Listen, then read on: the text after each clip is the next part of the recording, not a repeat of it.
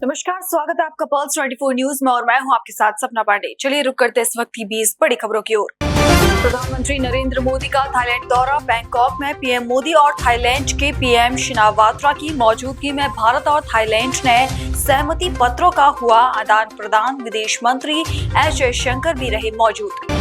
अमेरिकी टैरिफ पर संसद में हंगामा। भारत पर अमेरिकी टैरिफ के मुद्दे पर विपक्षी सांसदों ने संसद के मकड़ द्वार के सामने किया विरोध प्रदर्शन। राज्यसभा लोकसभा अनिश्चितकाल के लिए हुई स्थगित। संसद में वक्फ बिल पारित होने के बाद आज पहला जुमे की नमाज के पहले शहर में बढ़ाई गई सुरक्षा। ड्रोन से रखी जा रही निगरानी। उत्तर प्रदेश के बीजेपी अध्यक्ष भूपेंद्र सिंह चौधरी ने वक्फ संशोधन विधेयक पारित होने पर दिया बयान। कहा, समाज के कमजोर वर्ग को इससे निश्चित रूप से मिलेगा लाभ। यह विधेयक गरीब मुस्लिम समुदाय के हित और उनके उत्थान के लिए सहायक होगा साबित। एक सुधार की प्रक्रिया है और जिस प्रकार से माननीय प्रधानमंत्री जी के नेतृत्व में भारत की संसद ने ये कानून बनाया है, वो जो समाज के कमजोर वर्ग है, उन वर्गों को निश्चित रूप से इसका लाभ होगा और हमारी सरकार गरीबों के लिए, समाज के कमजोर वर्गों के लिए इस प्रकार के सुधार की प्रक्रिया को हमेशा आगे बढ़ाती रही है और मोदी जी के नेतृत्व में हम लोग इस प्रक्रिया को आगे बढ़ाएंगे। और ये जो बिल है, ये निश्चित रूप से समाज के जो कमजोर वर्गों के, मुस्लिम समाज के लोग, उनके उत्थान के लिए, उनके विकास के लिए निश्चित रूप से इसमें सहायक है। मध्य प्रदेश सरकार में मंत्री विश्वास सारंग ने वक्फ संशोधन विधेयक पारित होने पर दिया बयान। कहा, लोकसभा और राज्यसभा में इस पर विस्तृत चर्चा हुई। गृह मंत्री अमित शाह ने जब इस संशोधन के पीछे सरकार की मंशा को विस्तार से समझाया। लोकसभा और राज्यसभा में विस्तृत इस पर चर्चा हुई। खासकर हमारे यशस्वी गृह मंत्री अमित शाह जी ने जिस विस्तार के साथ इस संशोधन के पीछे सरकार की क्या मंशा है, ये जब बताया तो ये सुनिश्चित हुआ है कि ये बिल किसी कौम के खिलाफ नहीं है, बल्कि गरीब मुसलमानों के हित का ये बिल है।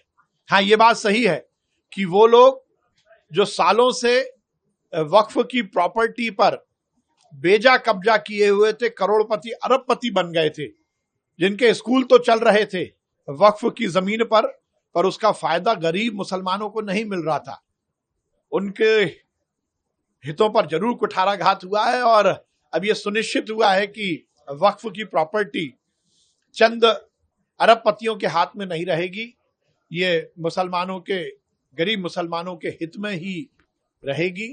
अब इस बात से यह सुनिश्चित हुआ है, जिस प्रकार से गुमराह करने की राजनीति कांग्रेस के नेताओं ने, मुस्लिम नेताओं ने की थी, उनका पर्दाफाश हुआ।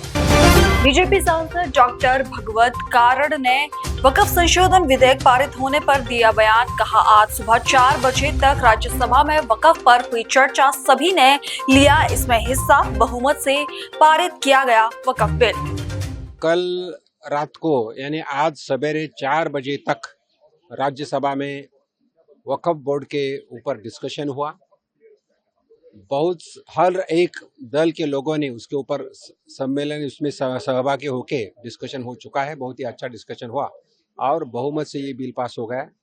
यह बिल जो है, ये वक्फ बोर्ड की जो जमीन है, जो अराउंड 39 लाख एकर्स है, उसमें 39,000 एकर्स है, उसमें एक ट्रांसपेरेंसी लाना, इसीलिए ये जमीन है। तो मैं माननीय अमित भाई शाह 4 बजे तक बैठे थे, उनका भी अभिनंदन करता हूं और प्रधानमंत्री मोदी जी के नेतृत्व में एक बहुत महत्वपूर्ण कदम है, इसलिए मैं उनका अभिनंदन करता हूं। वक्फ संशोधन विधेयक पर राज्यसभा सांसद रेखा शर्मा का आया बयान। कहा, यह पूरे देश के लिए एक बड़ी खुशी का मौका है। पीएम मोदी ने गरीब मुसलमानों के लिए बनाया यह कानून। कई सालों से गलत हाथों चलती जा रही थी वक्फ की संपत्ति। दोनों देखिए, मुझे लगता है ये हम पूरे देश भर के लिए खुशी का मौका है। हमारे माननीय प्रधानमंत्री जी ने जो माइनॉरिटी की सोचते हैं, स्पेशली विमेन की सोचते हैं, उन्होंने ऐसा कानून बनाया जो गरीब मुस्लिम हैं उनके लिए, जो गरीब मुस्लिम महिलाएं हैं उनके लिए है। ये सदियों से ऐसा हो रहा है कि प्रॉपर्टीज जो है कुछ गलत हाथों में चली जाती थी वक्फ बोर्ड की, और यही परंपरा चलती आ रही थी। उसको रोकना केवल और केवल भारतीय जनता पार्टी की ही सोच हो सकती है, और वही कर सकते हैं, और वो हमने किया। प्रोपोजिशन का कहना है कि काला दिन बताया। देखिए, वो हमेशा काले कपड़े पहन के आते हैं, कोई कानून बनाना हो उनको काले कपड़े, I think that is their favourite colour, so there is no problem. वक्फ संशोधन विधेयक पर उत्तर प्रदेश सरकार में मंत्री ओम प्रकाश राजभर का आया बयान। कहा, हमारे यहाँ हफ्ते में कम से कम 20 से 25 आवेदन आते हैं। वक्फ बोर्ड की संपत्तियों पर कब्जा किए हुए लोग वक्फ की जमीन बेचकर अर्जित करते हैं धन। दी जा रही थी कि वोटर लिस्ट में जिनकी उम्र 18 साल होगी दर्ज किया जाएगा वोटर लिस्ट में, तो कहने कि नहीं एनआरसी नहीं होनी चाहिए। अब देखिए, जहां नागरिकता देने की बात है, लेने की बात नहीं थी, तब भी विरोध किया। आज अगर वक्फ बोर्ड की बात करें तो खुलेआम हमारे यहाँ हफ्ते में कम से कम 15 से 20-25 एप्लीकेशन आते हैं कि जो मजबूत मुसलमान हैं, जो वक्फ बोर्ड की संपत्तियों पर कब्जा किए हुए लोग हैं, जो वक्फ बोर्ड की कमेटी में हैं, ये लोग सिर्फ मजबूत बनने के लिए वक्फ बोर्ड की संपत्ति बेच करके ये धन अर्जित करते हैं। इसको रोकने के लिए ये बिल आया है। गरीब, कमजोर जो मुसलमान हैं, महिलाएं हैं, नौजवान हैं, उनको उसका लाभ देने के लिए, वक्फ बोर्ड की संपत्ति का उनको लाभ देने के लिए बिल आया है। आप देखिएगा फिर 2 साल बाद ये कांग्रेस, बसपा के लोग, सपा के लोग बेनकाब होंगे। छत्तीसगढ़ के मुख्यमंत्री अरुण साव ने वक्फ संशोधन विधेयक पारित होने पर कहा, मुख्यमंत्री 2014 से सुधार और परिवर्तन की नीति पर चल रहे हैं। यह वक्फ संशोधन विधेयक भी उसी दिशा में एक महत्वपूर्ण और बहुत बड़ा कदम है। देश के यशस्वी प्रधानमंत्री माननीय नरेंद्र मोदी जी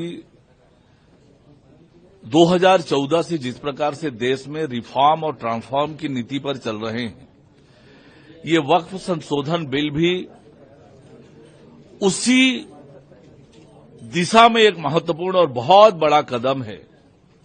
वक्फ की संपत्ति को लेकर लगातार हम सबको ध्यान में आता था कि किस प्रकार से ये चल रहा है। रेलवे और सेना के बाद सर्वाधिक जमीन जो है वक्फ के पास है, 9.4 लाख एकड़ जमीन, पर उस जमीन का प्रॉपर मैनेजमेंट नहीं था, पारदर्शी तरीका नहीं था, और कुछ चुनिंदा लोग ही उसका लाभ ले रहे थे। और इसलिए अब संशोधन के माध्यम से वक्फ की संपत्ति पारदर्शी होगी, आम लोगों के उपयोग के लिए आए, और अनेक जो खामियां थी कि आदिवासी की जमीन को भी वक्फ प्रॉपर्टी घोषित कर दिया जा रहा था, सरकारी संपत्ति को भी, अन्य धर्म और समाज के लोगों के प्रॉपर्टी को भी, और वक्फ बोर्ड का जो गठन है उसमें भी महिलाओं को कोई स्थान नहीं था। ऐसे अनेक ऐतिहासिक और महत्वपूर्ण संशोधन इस बिल में आया है, तो निश्चित रूप से ये वक्फ की संपत्ति में पारदर्शिता आएगी, मैनेजमेंट प्रॉपर होगा और उस संपत्ति का सदुपयोग हो पाएगा। बीजेपी राष्ट्रीय प्रवक्ता संबित पात्रा ने दी सभी देशवासियों को बधाई। कहा, यह विधेयक वक्फ बोर्ड में मुस्लिम समुदाय के लिए न्याय और पारदर्शिता को करेगा सुनिश्चित। इसके लिए पीएम मोदी का हार्दिक आभार। नागपुर में झूला अखाड़े के आचार्य महामंडलेश्वर स्वामी अवधेशानंद गिरी महाराज ने वक्फ संशोधन विधेयक पारित होने पर दिया बयान। कहा, देश में इसकी बहुत पहले से ही थी आवश्यकता। यह मुस्लिम समाज पर एक बहुत बड़ा संकट था। पूरे देश में इस विधेयक का स्वागत हो रहा है। इसकी बहुत पहले से आवश्यकता थी और मांग थी, विशेषकर मुस्लिम समाज में ही बड़ी व्याकुलता थी। और मुस्लिम समाज में जो साधनहीन हैं अथवा जो जिनके पास अभाव हैं, उनकी जमीनों का अतिक्रमण हो गया था। उनकी भूमि को लेकर वे बड़े व्याकुल थे, वो कहीं अपील नहीं कर सकते थे। और आपको अपील करनी है तो वक्फ बोर्ड में ही अपील करनी है। तो अगर आपके खिलाफ किसी ने निर्णय दिया है और फिर वहां आप अपील कैसे कर सकते हैं? तो आप अपील करने किसी कोर्ट में जा ही नहीं सकते थे। तो जब आप किसी कोर्ट में नहीं जा सकते अपने हित के लिए, अधिकार के लिए, अपने हक के लिए, तो ये एक बहुत बड़ा संकट था। मुस्लिम समाज के सामने, तो पूरे देश में स्वागत हो रहा है। मिठाइयां बांटी जा रही हैं, विशेषकर मुस्लिम समुदाय में।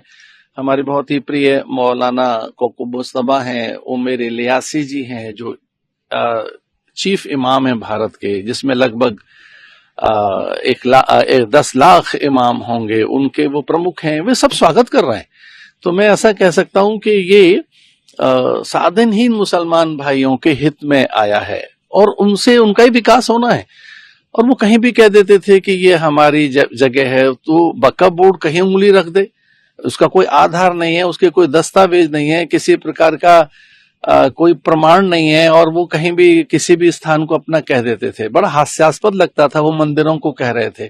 कितना हास्यास्पद है कि वो कहते हैं लोकसभा हमारी, वो कभी कहते हैं कि जो उच्चतम न्यायालय हमारा है, तो कहीं भी कोई हाथ रख दें तो वक्फ बोर्ड की भूमि कैसे हो सकती है। और इतनी बड़ी संपत्ति, इतनी तो किसी देश के पास नहीं होगी जितनी अतिक्रमण करके वे संपत्ति उन्होंने हथियार रखी थी। अब रास्ता साफ होगा, न्याय होगा, और इस तरह से मुस्लिम समुदाय को ही लाभ होने वाला है। और जब हम एक सभ्य समाज में रह रहे हैं, एक विकास के चरम को हम छू रहे हैं, पूरा संसार हमारी ओर देख रहा है, हमारे योग, आयुर्वेद और हमारे आध्यात्मिक विचार पूरे संसार में सबको आकर्षित कर रहे हैं। हमारी आर्थिक नीतियां, विदेश नीति, हमारी कृषि नीति और विशेषकर शिक्षा नीति, आज भारत चारों ओर प्रगति कर रहा है। तो इस दिशा में मुझे लगता है इस संशोधन का स्वागत हो रहा है, सबको स्वागत करना चाहिए। हो सकता है कुछ लोग विरोध कर रहे होंगे, तो हो सकता है विरोध से उनकी राजनीतिक जमीन मजबूत होती होगी या उनका कोई अस्तित्व सुरक्षित होता होगा, पर ऐसा नहीं है। सुधार होने चाहिए, और मैं तो कहता हूं अन्य और भी दिशाओं में बड़े सुधार की आवश्यकता है, और मैं इसका स्वागत करता हूं। संसद में पारित वक्फ संशोधन विधेयक पर शिवसेना सांसद संजय राउत का आया बयान। कहा, यह विधेयक जमीन हड़पने के लिए लाया गया, वे जल्द ही वक्फ की जमीन ले लेंगे। ये बिल देश के हित में नहीं है। लेने के लिए बिल लाया है, खास करके जमीनें, लैंड्स। अब देखिए आने वाले दिनों में लैंड्स किसके किसे में जाती है। अभी से सौदा शुरू हो गया है ये लोगों का। ये लोग ऐसे सीधे लोग नहीं है, जब जमीन दिखते हैं तो पागल हो जाते हैं, खा जाते हैं। अभी धारावी की जमीन खा ली, मोदी जी के लाडले उद्योगपति ने पूरी मुंबई में जमीन ले ली उस मामले में। अभी वक्त की जमीन भी खा जाएंगे, खाने वाले हैं। बड़े बड़े कल भाषण कर रहे थे, गरीब मुसलमानों की चिंता, गरीब मुसलमानों की। ये कब से गरीब मुसलमानों की चिंता करते थे? हाँ, ये सब नाटक था, छोड़ दीजिए, देख लेंगे। ममता बनर्जी ने भी कहा है कि अगर सरकार आती है तो उसको चेंज करेंगे। ठीक है, अभी हमारे सरकार तो जरूर आ जाएगी ना एक दिन। प्रफुल्ल पटेल को बाला साहब ठाकरे की याद आई है कल। प्रफुल्ल पटेल को बाला साहब ठाकरे की याद आने की जरूरत नहीं। बाला साहब ठाकरे की अगर याद किसी को आती है तो अपने विचारों से निष्ठावान होना चाहिए। अपने बाप के पीठ में खंजर खुपस करे आदमी भाग गए। शरद पवार उनका बाप, आदरणीय शरद पवार साहब उनके पिता समान थे। उनके पीठ में खंजर खुप कर ये लोग, और हमको निष्ठा के पाठ कल पढ़ा रहे थे। भाई मेरे को तो बीजेपी वाले पर तरस आ रहा है। बड़ी बड़ी राष्ट्रभक्ति की बातें करते हैं, पाकिस्तान के साथ लड़ने की बातें करते हैं। जो दाऊद इब्राहिम पाकिस्तान में बैठा है, उनके साथ रिश्ते किसके हैं? ऑन रिकॉर्ड इकबाल मिर्ची, ये प्रफुल्ल पटेल की। बड़ा आरोप कर रहे हैं, वो तो सांसद है। मैं क्यों बड़ा आरोप कर रहा हूं? प्रधानमंत्री मोदी ने किया है। प्रधानमंत्री मोदी ने डिफेंस की जमीन हड़पने का आरोप किस पर किया था? अशोक राव चौहान। मिर्ची के साथ व्यवहार का आरोप किसने किया था? प्रफुल्ल पटेल के ऊपर मोदी जी ने किया। दोनों आज बीजेपी में है। ईडी का चार्जशीट पढ़ ली, ईडी का चार्जशीट पढ़ लीजिए। यहाँ चाटुगिरी करके वो पूरे आरोप से मुक्ति मिली, वो इसलिए तो डर कर भाग गए। हम डरने वाले नहीं, हम हमारे पार्टी में जो हमारा रंग था ओरिजिनल, उनके साथ रहे। प्रफुल्ल पटेल जी ने कितने बार रंग बदला है, क्यों बदला है, किसके लिए बदला है, ये खुलासा वो करेंगे।